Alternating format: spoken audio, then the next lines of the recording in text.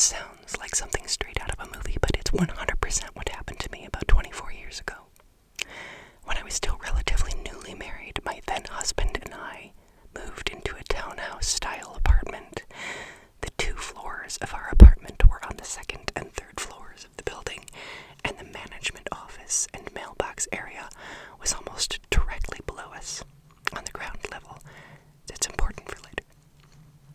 The woman who managed the building was older, didn't care for the property well, and usually spent most days chain-smoking Camel non-filters in her office, and being a hateful old racist. Imagine renting a place from Juno the social worker from Beetlejuice, but less helpful. She really resented what we had, the townhouse, claiming we lied about being pregnant when we moved in because she didn't want to rent that unit to people with kids. She also made a few disparaging remarks about my husband due to his race. She was a real peach, truly. So after the kiddo was born, I was a stay-at-home mom, just busy keeping the house clean and the baby occupied, without a car or local mom friends. After lunch, the kiddo needed a bath. Anyone who's fed a 9-month-old baby knows the mess that can happen, so I went upstairs and ran the tub. Soon I had the baby sitting happily splashing in one of those suction cup bath seats. Important to note, it's in the middle of winter, and we had no heat. An issue I'd been fighting Juno, the landlord, about for a while, among other maintenance issues like my arching ceiling fan, or the garbage disposal that was held on with duct tape and leaked. We basically had to keep a space heater, or 2 in every room, to keep the chill off. I had taken one of the space heaters in my bathroom to keep the bathroom warm enough for bath time, and had it sitting out of reach and splashing distance on top of the bathroom counter. I was standing in the bathtub, getting ready to lift the baby out, when all of a sudden the space heater started to rock back and forth when it had not been rocking before. I had this horrible feeling of dread as I looked at the heater and just reacted because I knew I couldn't get both of us out of the tub in time.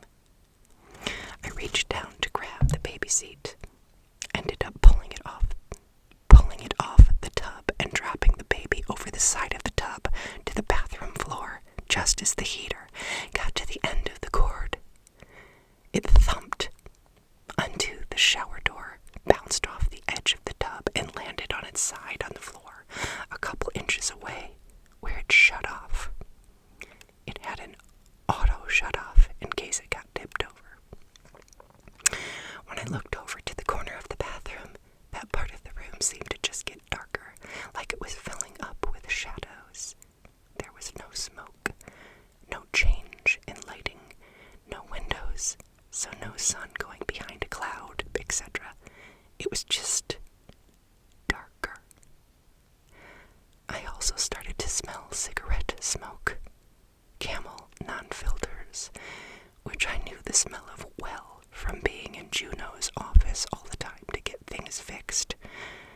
And I felt this overwhelming sense of hatred and malice, like someone was standing there giving me a death stare. I grabbed the baby and a towel and I ran downstairs. I was so freaked out, I couldn't bring myself to go back up there, so I used some diapers from the diaper bag and kept the baby wrapped in a towel and cuddled up to stay warm. I stayed down there the entire rest of the day until my husband got home. Every so often I'd look up the stairs at the bathroom, but I didn't want to take the baby up there, and I was afraid to leave him alone downstairs. When he asked me why the baby wasn't dressed, I told him about the heater and the smoke in the bathroom, and he went up to check, figuring it was yet another maintenance issue. There was no electrical issues, no damage to the outlet, no smoke, no cigarette smell. He put the heater back on the counter and turned it on. Watched it for a few minutes, and it didn't rock. So it didn't rock itself off the counter earlier. He laughed it off. But later that day, we heard Juno's adult son downstairs near the mailboxes yelling his head off at people. That's when we found out she'd had a massive heart attack in her office earlier that day, and he'd found her dead in her chair, with a Camel non-filtered still in her hand. Spooky, spooky, spooky. Ooh, that one gives me chills. Okay. Moving on to the next.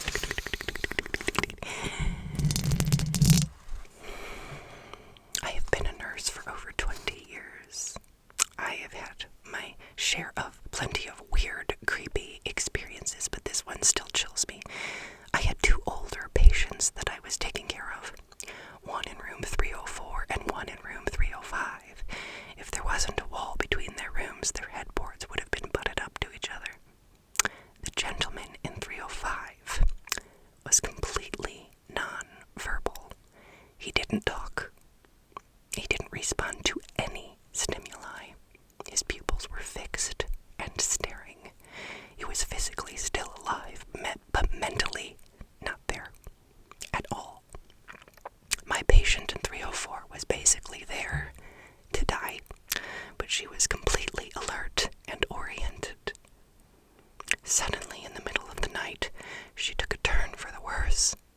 She was struggling to breathe, panicking, begging for help, but adamant that we don't do anything to save her from dying.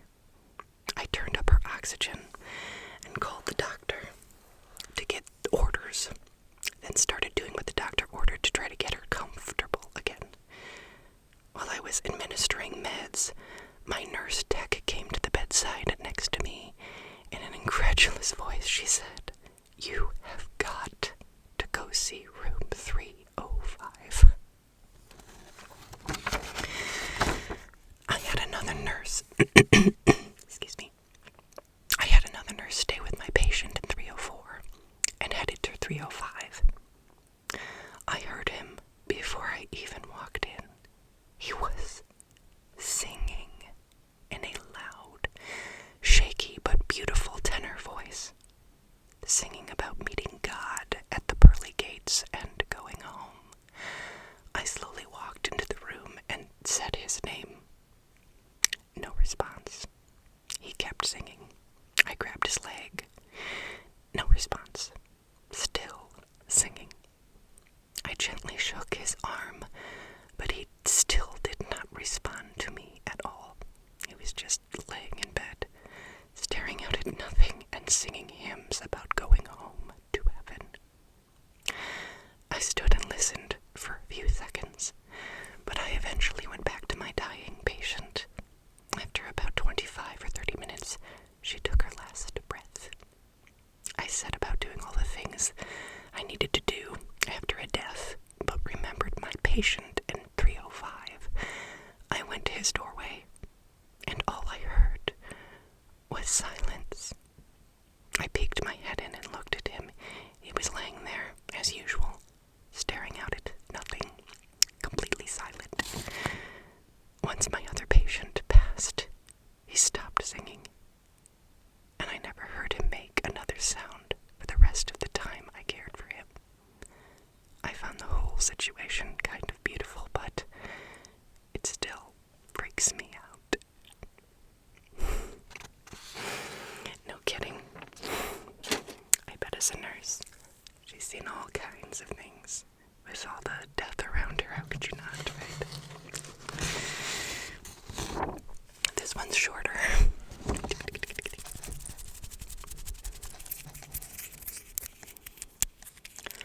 As a kid, I grew up on a street that was newly developed. There was a vacant lot across from the road that led down a hill to a river. I had a recurring nightmare that me and my brothers were in the lot picking up rubbish. I'd get to the riverbank,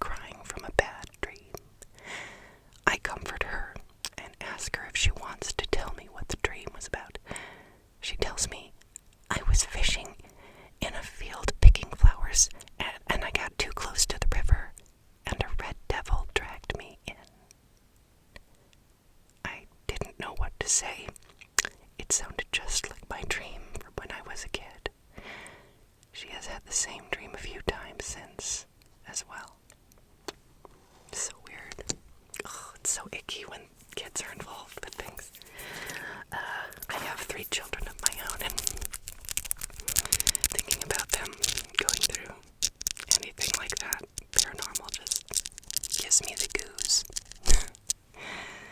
Okay, here we go. This is a longer one.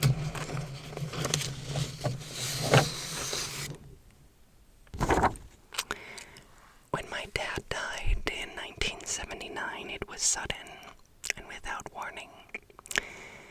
He was entering his bedroom to lay down and take a nap. My aunt and I heard the thud when he hit the small rocking chair and then the floor. I looked at him and knew that he was dead before he hit the floor. His routine each morning started at 5 o'clock. He got out of bed, dressed, then walked through the living room, through his small swinging doors into the kitchen.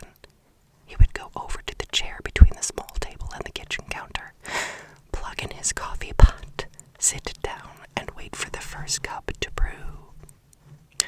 When he pulled the chair out, it always made a slight scraping sound.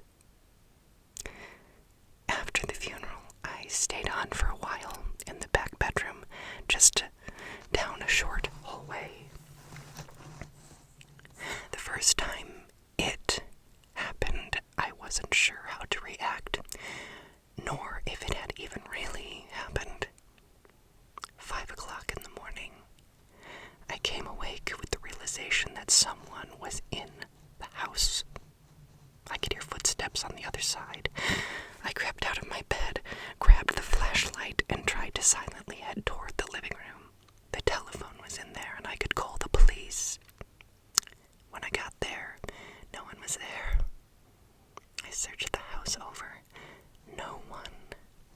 I went back to bed thinking it had been a dream. I was also coming down with influenza, and I figured I had hallucinated. 3 nights later, 5 o'clock in the morning, I'm awake, listening to footsteps. I had just gotten out of bed when I heard the swinging doors into the kitchen. I managed to sneak down the short hallway, flipped on the lights, and nothing. Okay, this went on for the rest of the week, until finally I just lay in bed, listened to the sounds, and then it took a horrific turn. I heard the chair at the table scrape out, and then the smell of brewing coffee filled the air. I could even hear the coffee pot brewing. I just lay there in bed, not knowing what to think, trying not to start screaming. Why, I'll never know. And then, after a few minutes, there was silence and no coffee smell. This went on for 3 nights. I called a friend of mine to come over and spend the night. I told him that I was just trying to recover from my dad's death and just needed someone around. He agreed. He woke me up the next morning a few minutes after 5. "Billy," he whispered, "there's someone in the house." I calmed him down and told him to just sit on the bed and wait. And sure enough, we heard footsteps into the kitchen. The scrape of the chair and the strong smell of brewing coffee.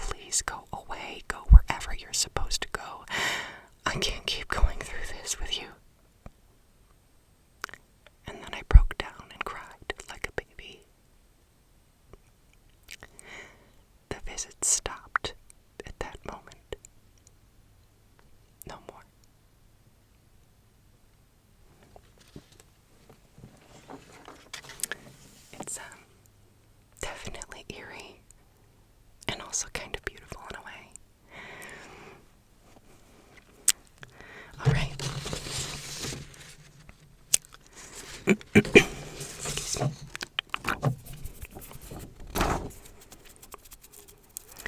When I was 37, I went to my high school reunion. I flew into the nearest airport and rented a car. The distance was about 35 miles through a very rural and almost abandoned part of the country. About 3 miles outside of town, I see someone on the side of the road flagging me down. It turned out that it was one of the guys I had attended school with, Jim. Not his name, not his actual name, but let's call him Jim. Gets in the car and we start talking. I had not seen him in 20 years, but he still looked the same, maybe a little older. We get to town and I ask him if he wants to come to the VFW and have a drink. He says, no, just take me home. Jim's parents had lived only a few blocks from my grandmother's house, and I turned in that direction, but he said to take him to the outskirts of town. There was a mobile home park out there, and I figured that's where he lived. When we reached the end of the turnoff, he said, just drop me here. It was good to see you again. And he walks off into the night. I go to the VFW, meet some of my old classmates. We start to talk. As we were talking about who was coming to the reunion, I mentioned that I just picked up Jim 3 miles east of town and dropped him off. Everyone gets quiet. Even the guy singing karaoke stops and lays down the mic. My cousin goes white as a new t-shirt. Barb. Jim died on that curve 8 years ago. He rolled his car. We were all at his funeral, I was told. I started to feel really dizzy, and I went out to the car to take some deep breaths. There on the seat is the local newspaper, printed 8 years previous, containing Jim's obituary. I still